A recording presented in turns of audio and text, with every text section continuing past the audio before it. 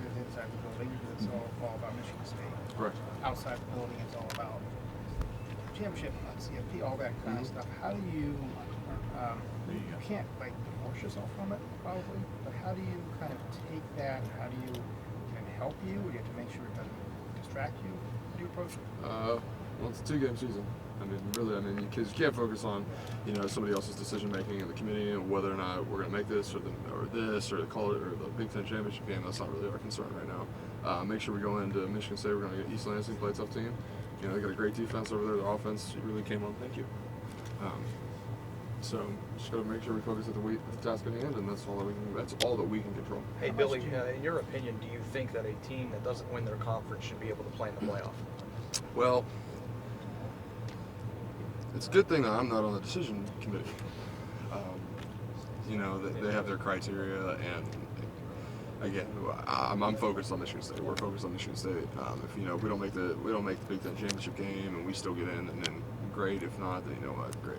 So we have to make sure we focus on Michigan State. Do you buy into the revenge factor at all? Is that something? A little bit. There's a little bit of human element that comes into the game, especially with them ruining senior night for us last year, ruining the season that we were supposed to have last year.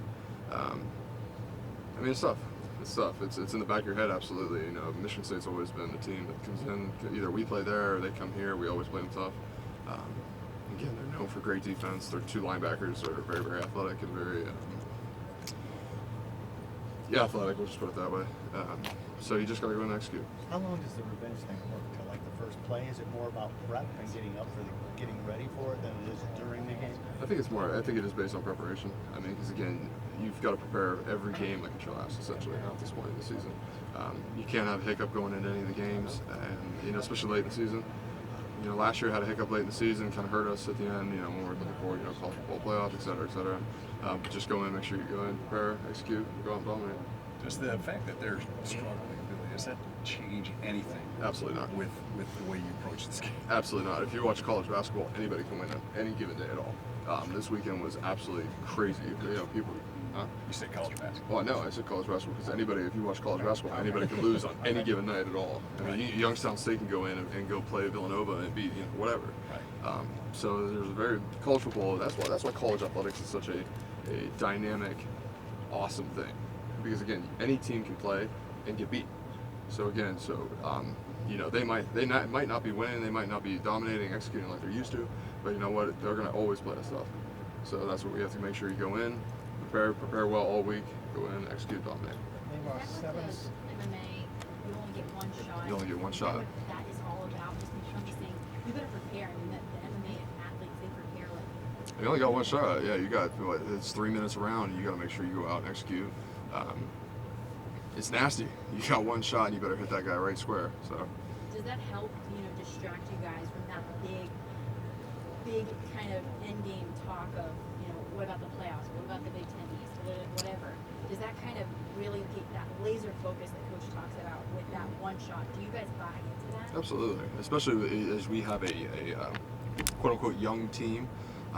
To make sure we focus on the task at hand, because if you start looking at all these other elements that are around us in the big, huge picture of things, you lose focus on what really matters at this moment. So right now we only have one shot, take care of Michigan State, and then after that we have one shot, take care of Team Up North. So it's a 2-game season.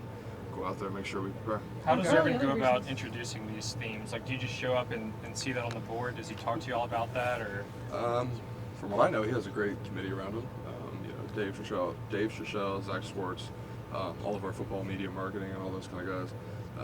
Just always keeping things fresh, because you can't get complacent essentially with what's going on and the message for that week. So they did a great job this week and giving us something fresh, and we're looking forward to it. Could you imagine what this place would be like if, God forbid, you guys ever lost 7 straight games?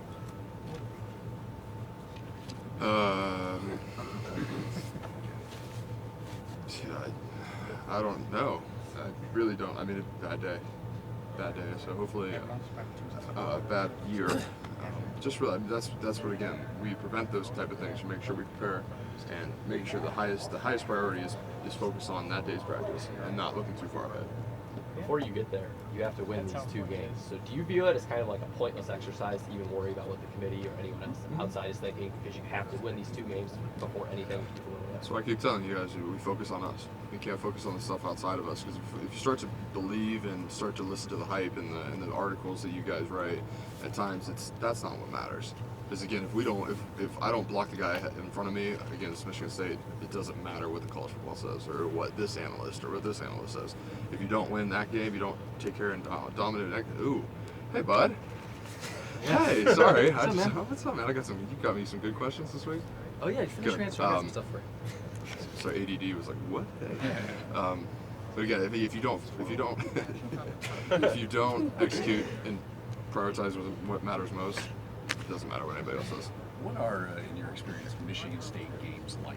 Very physical, very, very physical. Tough. I mean, they're tough wins. Even when we beat them 49-37 at their place 2 years ago, I mean, that was you walk away from that game, you're in the locker room, you're like, wow, that was physical, and everything's sore. You have to respect those guys. They're cut from the same fabric we are. I mean, we're tough, blue collar type guys who just go out there and just go to work. And so that's where those kind of games, it's a slugfest. Why aren't they called the team up North State? Based on, they beat y'all 2 out of the last 3, and taking stuff away from you guys, and Yeah. you know what I'm talking about. Yeah, I'm not in charge of nicknames. Yeah. I am not in charge of nicknames. It's tradition. Just go beat Michigan State. Yeah. Go Bucks. Right. So did you see? Do you know the Altman Trophy puts out like these lists every week, and you're number 2 on the list this week? Yeah, Quinn and Pat's like 0.02 away from me. So you're ahead of him, right? Hold that over. No, not at all. Not at all. It's not there's a friendly competition between Buckeye leaves and knockdowns and who gets, player of the game type deals. So it's just friendly competition, but there's not I'm 0.02 ahead. Like, Who's leading the Buckeye Leaves knockdowns friendly competition? the Buckeye leaves, I had him by 2 last week. And so that's a friendly competition, because that's how it's always been. Even like when Taylor, because on Friday we go check the charts. It's like, oh, you're leading by 3 right now. All right, gotta catch you up. So it's always that's fun, but trophies and titles and rankings is not really our focus. Did you watch the Michigan game? I was on the plane and they didn't. I think it was on ABC and they didn't have ABC. So we had the there was Wi-Fi on the plane, so we were streaming it from ESPN. So we were watching it through that. Who did you want to win that game? Well, I know I played against the starting center and the starting running back for Iowa, so I kind of had a little bit towards them. It was a good game. I mean, that's a great thing about college football. Every Saturday there's awesome games. Then come to realize what the implications were and everything that was going on. So it's a great game, good for the Big Ten, great for the exposure. Just got to take care of us. Why is college football like that, Billy? I mean, a lot of people think, going in, I think Michigan was a 21-point favorite or whatever it was. Explain to folks who don't play it why it's like that. Well, it's the same thing as playing in Happy Valley or State College, whatever, Penn State, wherever that place is at. At an 8 o'clock night game. I mean, playing at Kinnick Stadium at 8 o'clock night game in Iowa. I mean, crazy things happen. It's weird, but that's what makes it so awesome. I mean, college football is raw.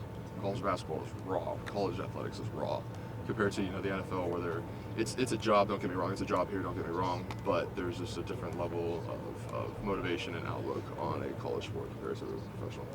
But if Michigan winning helps Ohio State, is an Ohio State football player capable of rooting for Michigan? No, not at all. That- I'm going to back JT. No, That outweighs everything. no, bad deal. How much do you want to be able to play for the Big Ten championship in Indianapolis? How much do I want to? I mean, I not know really, you not want really to, focused but- on that at all. I can't. If you start getting ahead of yourself, that's when you don't focus. That's when you Billy, did something click for you guys after Penn State? Yeah, we didn't take things for granted. I said this in an interview after the game. When you start to take things for granted, that's when if you don't appreciate the little things, especially if you don't appreciate the little things of life, those things go away, and then all of a sudden you're just like, oh, what happened to that? That person used to hold the door for me, and now they don't hold the door. So you just have to really, really appreciate it, especially winning around here. Wins are hard in the Big Ten. They're very, very, very hard. So you have to appreciate every little thing. If that person took that block, you have to appreciate that. You can't take those things for granted, because if that person doesn't block that guy, then that touchdown doesn't score. So What's the level of satisfaction of you're leaving the field Saturday night? Y'all just won a second straight game, 62-3. Is the sense that things are clicking? What for you, you're in the middle of the machine. What's the feeling you had leaving the other night about just your offense? It's confidence. I mean, especially as you throw the 2s and 3s in there and they're scoring. Great to see Ben Victor get a score. Joe Burrow got a score last week. Those kind of guys. I mean, it's bright for the future, and it's very, very, very. You feel good. I mean, again, you can throw your 2s in there and they can still execute, and that's what you feel good about that. We got used to seeing Zeke hurl a few times the last few years. Now we've seen Marcus Ball do it a couple of times. What goes through your mind when you see your tight end? Stay on the ground. You're too big to do that. I told him, I said, man, you're ignorant. That's just you too. So I'm not trying to get my knee blown out. I said, make a good point, but that's a big man. That's a big man getting up. So those are West Coast hops that he's got. So you always mess with him about it. Baylor, you said you can't focus on the outside stuff and what's that. I mean, you could. Like, I'm sure there are teams that do. I'm sure you may have been on teams that have. Like, is that a mark of maturity that this team, for the most part, seems like it hasn't done? Absolutely. It's easier said than done. People start reading articles and this website said I'm this and this web doesn't really matter. If the team wins, success comes with the team. So that's what we really see. And you really make sure that these young guys and the people who are get in the program and who are playing and the guys in those rooms is what matters to us. Again, everybody else can. You're not very important to us. Make sure that the guys in that room are taking care of their business. Right. Did the Penn State loss help sober you to that? Sober? I don't necessarily know if that word's the best word for that. It's really, again, we go back to appreciation. So you have to appreciate what's going on and prioritize that only. Billy, when was the last time you were in touch with Zeke Elliott? A couple more questions for Billy. When I was at the opening, when I was out there at Nike for the internship, because we had to work directly with him with a football media marketing with the new stuff for the NFL content that's coming out for the winter line. So him and I were talking, and since I had that connection, it was easier for the Nike people. Just like, hey, can we get him to do this? And I'm like, yeah, I'll just make sure that I'm there, because Zeke was out there. He was like, well, I don't know anybody, and I don't want to just stand here. Can you help me? I said, yeah, absolutely. So we just make sure. So it's cool to see the business side of things. And watching him have the season that he's having now, what's that like? It's not shocking. I mean, that man is an animal. So, very proud of him. I'm glad that I was able to block for him because, man, he made things easy. So it was, it's great to see him have the success he has, and just proud of him. Billy, since the Penn State loss, you seem to have taken pride in being a spokesperson for this team. Why is that? Because again, everybody's so negative. They're so quick to be negative about things. And we had a hiccup, we had a loss, but that's not the end of the world. Especially, and I hate to bring politics into this. Donald Trump is in it. Everybody's like, oh, the world is ending. The sun still comes up. Everything's okay. You just have to go back to the fundamentals. We had an issue. We have to go back to fundamentals, execute, fix those issues, and So to take pride in being a spokesperson for that, that's our job as an older person, as a captain, is to make sure that we are taking pride in this and making sure that the world is not ending, and make sure people know that the world is not ending. Billy, you spoke earlier to the rivalry between Ohio State and Michigan State. I spent some time in East Lansing, and they almost take this game more seriously than they take their game versus Michigan. Do you feel like it's the same on the opposite side for you guys, and why or why not? They're just a thorn in our neck. They're just a pain in the butt sometimes. But again, they're a very, very good team. That's why they are. Again, you've got the East Division of the Big Ten is very, very skilled, athletic. There's multiple teams. Even the West side, the upper level teams, those are just they're very, very skilled, and that's something they make for good games. They're blue collar guys, tough nosed dudes, and that's why games are like that. But because I think most of their fans and their team would rank Ohio State as the #1 rival. We want to beat that team. Would you say that the same for them, or would the team up north be over them? I know how we personally feel. We just got to beat Michigan State. To keep personal opinions away from it, you just got to beat Michigan State. Do you feel like you guys up front are Last question, taking Billy. on probably the #1 strength of this Michigan State team, their front seven? Absolutely, that's how they are every year. Every year is their front seven, their linebackers, their D-line. Big, strong, skilled guys. I know their linebackers, their D-line has always been a strength of their team. Just got to go out and execute and dominate up front, prepare all week. Thanks, Billy. Good luck. Where'd you get